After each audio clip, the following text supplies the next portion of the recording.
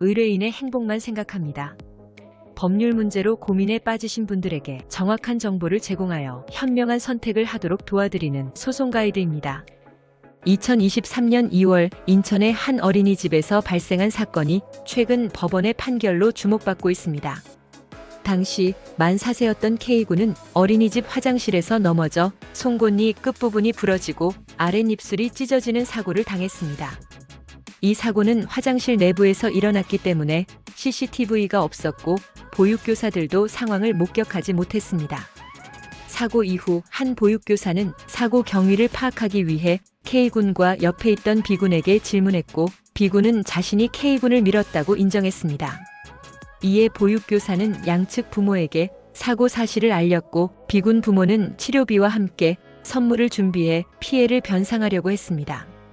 그러나 K군 부모는 이를 거절하고 같은 해 5월 손해배상 소송을 제기해 총 3천만 원을 요구했습니다. 사건을 심리한 인천지방법원 부천지원은 최근 K군과 부모가 요구한 3천만 원 중 120만 원만 지급하도록 B군 부모에게 판결했습니다. 또한 소송 비용의 90%를 K군 부모가 부담하도록 명령했습니다.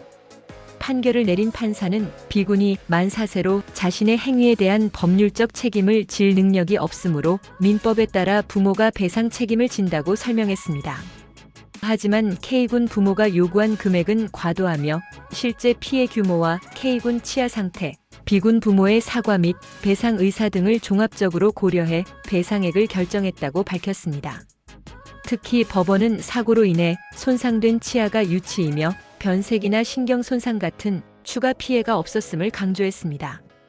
또한 B군 부모가 사고 직후 사과와 배상을 위해 노력한 점, K군 부모가 이를 거절하고 과도한 배상금을 요구하며 소송까지 진행한 점이 판결에 영향을 미쳤다고 밝혔습니다.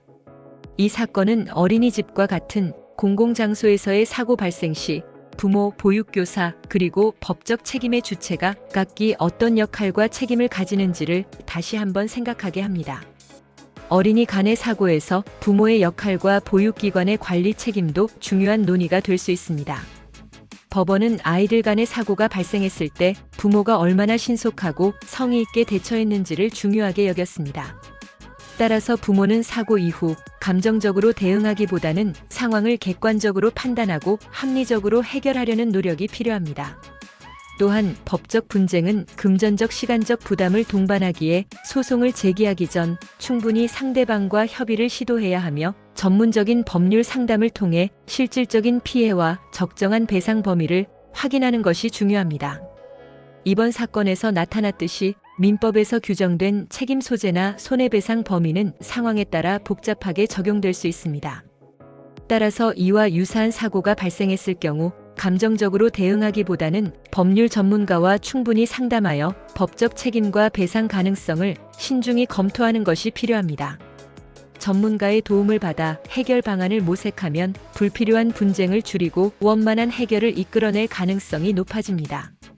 소송 가이드는 법률적으로 문제가 될 수 있는 부분에 관해 상세히 설명을 드리고 그 해결책에 관하여 근거 법령 및 관련 법령을 제시하는 길잡이를 해드립니다.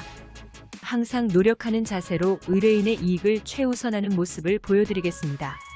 소송에 대한 자세한 상담을 원하신다면 변호사 상담 신청을 누르시고 더 많은 정보를 보고 싶으시다면 소송 가이드 카페를 방문하시면 됩니다. 내용이 마음에 드셨다면 구독과 좋아요, 알림 설정 부탁드립니다. 더 좋은 내용으로 찾아오겠습니다. 꼭 승소할게요.